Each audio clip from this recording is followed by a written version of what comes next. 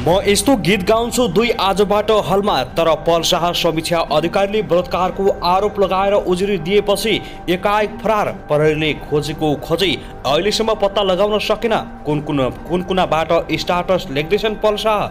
दुर्गेश थापा र पल शाहको सम्बन्धमा दरार उत्पन्न। दुर्गेश थापाले फसाई यसरी पल शाहलाई आखिर किन? सम्पूर्ण जानकारी आजकै भिडियोमा। यस्तो छ भित्री रहस्य। संसद बैठक आज पनि बस्दै, आज पनि एमसीसी बारे छलफल हुने। एमसीसी बारे कांग्रेस र नेकपा एमाले बीच सकारात्मक छलफल। नेकपा माओवादी केन्द्र र नेकपा एकीकृत समाजवादी सरकारबाट आजै बाहिरिने तयारी। प्रधानमन्त्री देउवाले खोजे ओलीको साथ, फुटको सङ्घारमा पुग्यो सत्तारूढ गठबन्धन। सरकार छाड्ने माओवादीले घोषणा गरे सँगै नेकपा एमाले भयो खुसी। सरकार छाड्ने माओवादी र एकीकृतको निष्कर्ष अब के होला? सडकमा आउने तयारी। एमसीसी को विरोधमा प्रदर्शनकारी र प्रहरीबीच निकै ठुलो झडप। 1 दर्जन भन्दा बढी प्रदर्शनकारी घाइते, 4 जना प्रहरी घाइते। आसुर ग्यास र रबरको गोली चलायो। अब साउदी कतारदेखि खाडी मुलुकमा जाने श्रमिकहरूको लागि नयाँ नियम लागू।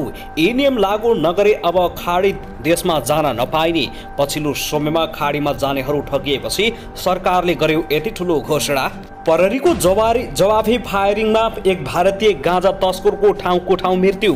म्यान पावर व्यवसायको बदमासी, धरोटी रकम उठाउन ठगिएको उजुरी। आजदेखि काठमाडौँ उपत्यकाको फोहोर उठ्यो।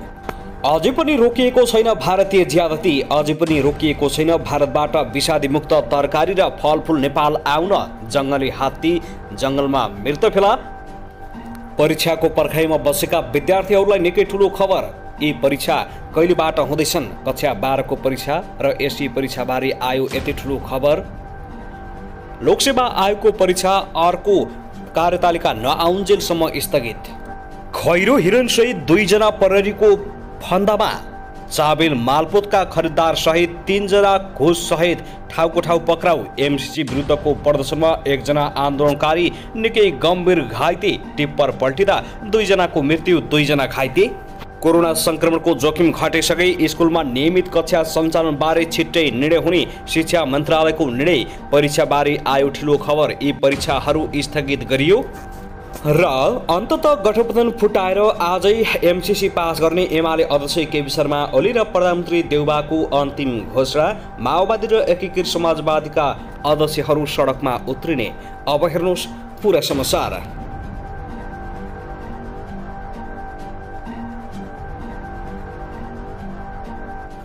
दर्शकबिन नमस्कार। युट्युब च्यानल नेपाली खबर मिडियामा तपाईहरूलाई हार्दिक स्वागत छ। यदि हाम्रो च्यानललाई अहिलेसम्म सब्स्क्राइब गर्नुभएको छैन भने सब्स्क्राइब गरी नजिक रहेको बेल आइकन दबाई हामीसँग जोडिनुहोला। दर्शकबिन सदाझै आज पनि हामी तपाईहरुमाझ देशभरका विभिन्न खबरका साथ उपस्थित भइसकेका छौं। यो भिडियोलाई अन्तिमसम्म हेरी हामीले साथ दिनुहोला। दर्शकबिन हाम्रो मेहनतको लागि एउटा सानो लाइक गर्न भनी नभुल्नुहोला। कहाँदेखि हेर्दै हुनुहुन्छ, के भन्न चाहनुहुन्छ, तपाईको मनमा लागेको प्रतिक्रिया अवश्य पनि कमेन्ट गर्न नभुल्नुहोला। दर्शक तपाईँ हाम्रो च्यानलमा नियमित श्रोता हुनुहुन्छ। यदि नियमित हुनुहुन्छ भने तल कमेन्ट बक्समा रेगुलर लेख्नुहोस्। यदि तपाईँ नयाँ हुनुहुन्छ भने नयाँ लेखी सब्स्क्राइब गर्नुहोस् अनि साथै रहेको बेल आइकन दबाई हामीसँग जोडिनुहोस्, ताकि यस्तै नयाँ अपडेटका साथ हामी तपाईहरुमाझ दैनिक रूपमा उपस्थित हुने गर्दछौँ। दर्शक पछिल्लो समयमा एमसीसीले निकै चर्चा पाएको छ। अन्ततः गठबन्धन फुटेको छ भने प्रधानमन्त्री शेरबहादुर देउवाले एमाले अध्यक्ष केपी शर्मा ओलीसँग मिलेर आज एमसीसी पारित गर्ने तयारी थालेका छन्। उता भने नेकपा माओवादी केन्द्र र एकीकृत समाजवादी आजबाट सडकमा उत्रिने तयारी थालेको छ। यो विषयमा तपाईको धारणा के छ? एमसीसी राष्ट्रहितको लागि छ त? राष्ट्रहितको लागि भएकै कारण त एमसीसी पास हुँदै होला। तपाईको मनमा लागेका प्रतिक्रिया अवश्य पनि कमेन्ट गर्न नभुल्नुहोला। दर्शकबिन आउनुहोस् आजको पहिलो खबरतर्फ लागौं। सबैभन्दा पहिले कोरोना अपडेट बारे जानकारी गराउन चाहे। पछिल्लो 24 घण्टामा नेपालमा थप 318 जनामा कोरोना संक्रमण पुष्टि भएको छ। यस अवधिमा 562 जना कोरोनाबाट मुक्त भएका छन् भने थप 1 जना संक्रमितको ज्यान गएको मन्त्रालयले जानकारी दिएको हो। पछिल्लो 24 घण्टाको तथ्याङ्क हेर्दा देशभर सक्रिय संक्रमितको संख्या 9678 पुगेको छ। नेपालमा हालसम्म 11931 कोभिड-19 संक्रमितको मृत्यु भइसकेको छ। नेपालमा कोरोना संक्रमितको संख्या घटेसँगै मृत्यु दर पनि केही कम भएको छ। दर्शकबिन त्यसैगरी आउनुहोस् अब अर्को खबरतर्फ लागौँ। 5 दलीय गठबन्धनलाई राष्ट्रिय सभाको निर्वाचन हुँदै सङ्घीय संसदको निर्वाचनसम्म लैजाने सहमति सहित सरकारमा सहभागी भएका नेकपा माओवादी केन्द्र र नेकपा एकीकृत समाजवादी एमसीसी किचलुका कारण सत्ताबाट बाहिरिने निष्कर्षमा पुगेका छन्। प्रधानमन्त्रीको जोडबलमा संसदमा एमसीसी टेबल भएको छ।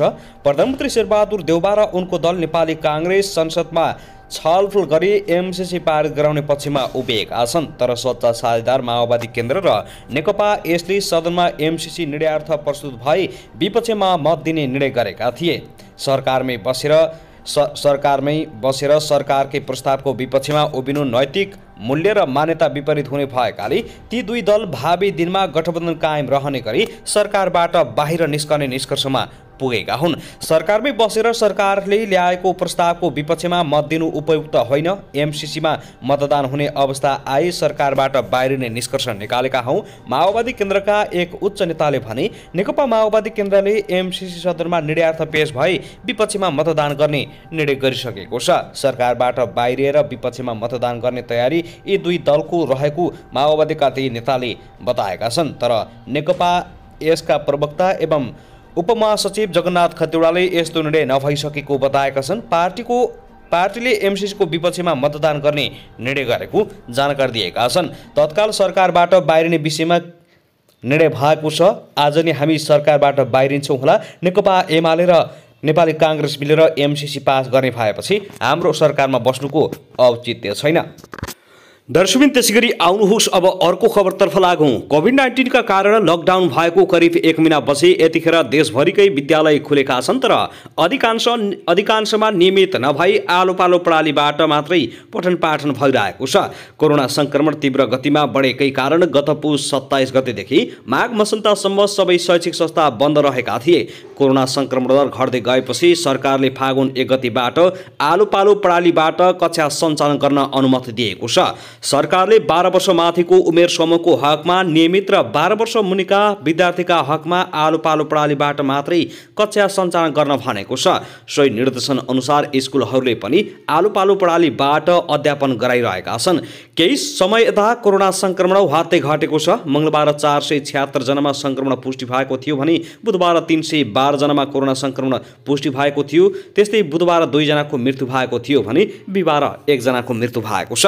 सरकारले कहिले लकडाउन भन्दा अघि जस्तै नियमित कक्षा सञ्चालन गर्न देला भने विद्यालय सञ्चालकहरू जिज्ञासा राख्न थालेका छन्। उनीहरू संक्रमण दर घटेकाले सबै तहका कक्षा नियमित सञ्चालन गर्न माग गर्न थालेका छन्।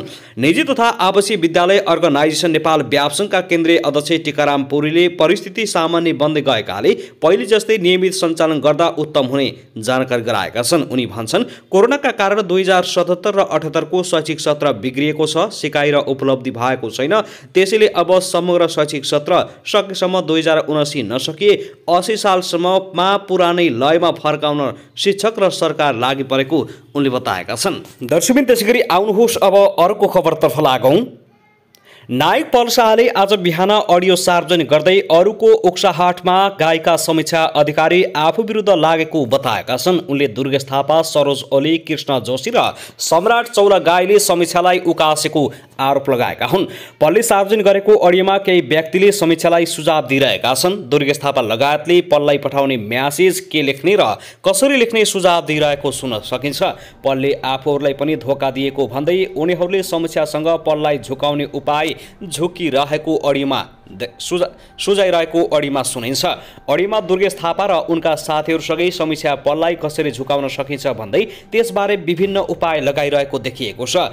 अडियोमा वास्तविकता भन्दा बाहिर रहेर विभिन्न उपाय सुझाइरहेको सुन्न सकिन्छ। दुर्गेश थापा सहितका व्यक्ति मिलेर आफूलाई फसाउन खोजेको पहलले बताइरहँदा दुर्गेश थापा भने आफूसँग समीक्षाले सहयोग मागेपछि सहयोग मात्रै गरेको बताएका छन्। यसैबीच जिल्ला प्रहरी कार्यालय तनहुँमा पल विरुद्ध उजुरी परिसकेको छ। जिल्ला अदालत तनहुँले पल विरुद्ध पक्राउ पूर्जी गरिसकेको छ। जिल्ला प्रहरी कार्यालय तनहुँले पलको खोजी भइरहेको जानकारी दिएको छ। यसैबीच पलले 6 वटा अडियो क्लिप फेसबुक मार्फत सार्वजनिक गरेका छन्। दर्शकबिन त्यसैगरी आउनुहोस् अब अर्को खबरतर्फ लागौँ। नेपाली सुनचाँदी बजारमा आज सुनको मूल्य प्रति तोला 2500 र चाँदीको 35 रुपियाँले बढेको छ। नेपाल सुनचाँदी व्यवसायी महासङ्घका अनुसार बिहिबार छापावाला सुनको मूल्य प्रति तोला 79,000 रुपियाँ तोकिएको छ। बुधबार प्रति तोला 96,500 रुपियाँमा कारोबार भएको थियो। त्यस्तै मङ्गलबारका लागि तेजाबी सुनको मूल्य प्रति तोला 98,500 रुपियाँ तोकिएको छ। अघिल्लो दिन 96,000 रुपियाँमा कारोबार भएको थियो। त्यस्तै आज चाँदीको मूल्य अघिल्लो कारोबार मूल्यका तुलनामा प्रति तोला 35 रुपियाँले बढेको छ। आज प्रति तोला मूल्य 1,355 रुपियाँ तोकिएको छ भने अघिल्लो दिन 1,320 रुपियाँमा कारोबार भएको थियो। सुन चाँदीको मूल्य 90,000 भन्दा तल घटेको छैन। दर्शकबिन त्यसैगरी आउनुहोस् अब अर्को खबरतर्फ लागौँ। प्रहरीको गोली लागेर 12मा एकजनाको मृत्यु भएको छ। तस्कर र प्रहरीबीच गोली हानाहान हुँदा एक तस्करको मृत्यु भएको प्रहरीले बताएको छ। बुधबार राति 7-8 जनाको समूहमा 5 पाकेटमा 75 किलो गाँजा नेपालबाट भारततर्फ लगिरहेको सूचनाको आधारमा त्यसतर्फ गएको प्रहरी टोली र तस्करबीच सिमरौनगढ नगरपालिका 2 महुयाईमा गोली हानाहान भएको जिल्ला प्रहरी कार्यालय 12 का प्रवक्ता राजेश थापाले बताएका छन्। गोष्ठी टोलीलाई लक्षित गरी तस्करले एक राउन्ड गोली चलाएको र आत्मरक्षाका लागि प्रहरीले चलाएको गोली लागि नाम नखुलाइएका एकजना गाँजा तस्करको मृत्यु भएको उनले बताएका छन्। मृतक भारतीय नागरिक भएको प्रहरीले जनाएको छ। कम्मरमा गोली लागि घाइते भएका उनको कलैया अस्पतालमा उपचारका क्रममा राति 1:30 बजे मृत्यु भएको प्रवक्ता थापाले बताएका छन्। शवलाई प्रादेशिक अस्पतालमा राखिएको छ। प्रहरीको जवाफी फायरपछि तस्करले गाँजा छाडेर भाग्दै गर्दा एकजना भारतीयलाई प्रहरीको टोलीले पक्राउ गरेको छ। पक्राउ पर्नेमा भारत बिहारको मोतिहारी जिल्ला ग्राम पञ्चायत पिप्रकाका 40 वर्षीय हृदय देश गिरी रहेको थापाले जानकारी दिएका हुन्।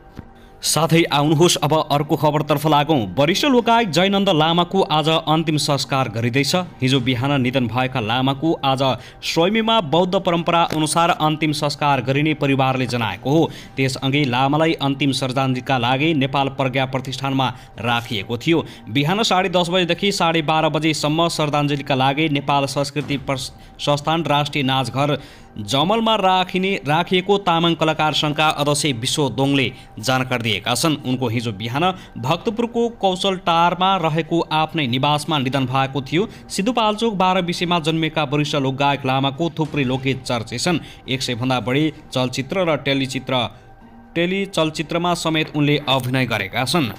दर्शकबिन त्यसैगरी आउनुहोस् अब अर्को खबरतर्फ लागौँ। दार्चुलामा भारतीय सेना अनुमति बिनै नेपाल प्रवेश गरेको छ। भारतीय प्यारामिलिट्री फोर्स अन्तर्गतको गोर्खा रेजिमेन्ट सेनाका जवान बुधबार महाकालीमा पौडी खेलेर नेपाल आएका हुन्। जिल्लाको महाकाली नगरपालिका 4 महाकालीमा पौडी खेल्दै डुङ्गामा डोरी बाँध्न रेजिमेन्टका जवान नेपाल प्रवेश गरेका थिए। उनीहरू नदीमा रेक्स्यु तालिम गर्न पौडी खेलेर नेपालतर्फ आएको बुझिएको छ। उनीहरूले तालिमका लागि डोरी बाँध्न लाग्दा नेपाल प्रहरीले देखेको र नेपालतर्फ बाँधेको डोरी फुकाएको जिल्ला प्रहरी कार्यालय दार्चुलाले जनाएको छ। त्यसपछि उनीहरूलाई भारततर्फ पठाइएको दार्चुला प्रहरीका प्रहरी नायब उपरीक्षक महनुश्वर भट्टराईले बताएका छन्। महाकाली अन्तर्राष्ट्रिय सीमा नदी भएकाले नेपाल प्रवेश गर्न अनुमति लिनुपर्ने हुन्छ, तर भारतीय पक्षले आज कुनै जानकारी नदिएको दार्चुलाका प्रमुख जिल्ला अधिकारी दिगराज उपाध्यायले बताएका छन्। त्यसैगरी आउनुहोस् अब अर्को खबरतर्फ लागौँ। इलाम नगरपालिका 9मा निर्माण भएको फाल्गुनन्द सुकिलुम्बा विमानस्थलमा आजबाट यति एयरलाइन्सको तारा एयरले नियमित उडान सुरु गरेको छ। तारा एयरको 9NLOले आजबाट सातामा 2 पटक इलामबाट काठमाडौँ उडान भर्ने भएको हो। पहिलो व्यावसायिक उडानमा केही यात्रु र पर्यटन क्षेत्रका संस्थाका प्रमुख लिएर 11 बजे अवतरण भएको तारा एयर 220मा फर्किएको थियो। बिहिबार र आइतबार नियमित उडान गर्ने तारा एयरले जनाएको छ। इलाम नगरपालिकाले प्रत्येक उडानका लागि 11 जना यात्रुको सुनिश्चितता गरेपछि तारा एयरले नियमित उडान सुरु गरेको हो। नगरपालिकाले यात्रुहरूको ग्यारेन्टीका लागि 10 लाख रुपियाँ बजेट विनियोजन गरेको छ। एकतर्फी टिकट काट्नेलाई अर्कोतर्फको भाडा इलाम नगरपालिकाले भरिदिने जनाएको छ। माघ 26 गते परीक्षण उडान सफल भएपछि पूर्व प्रधानमन्त्री झलनाथ खनाल, संस्कृति पर्यटन तथा नागरिक उडान मन्त्री प्रेम आले लगायतको उपस्थितिमा फागुन 1 गते विमानस्थलको उद्घाटन भएको थियो। विमानस्थलको धावन मार्गको निर्माण कार्य सम्पन्न भएपछि इलाम नगरपालिकाले तारा एयरसँग सम्झौता गरी उडान सुनिश्चित गरेको हो। विमानस्थलबाट नियमित उडान भए इलामको पर्यटन प्रावधानमा टेवा पुग्ने विश्वास गरिएको छ। 2068 सालबाट निर्माण थालिएको विमानस्थलबाट 10 वर्षपछि इलामवासीले सेवा पाएका छन्।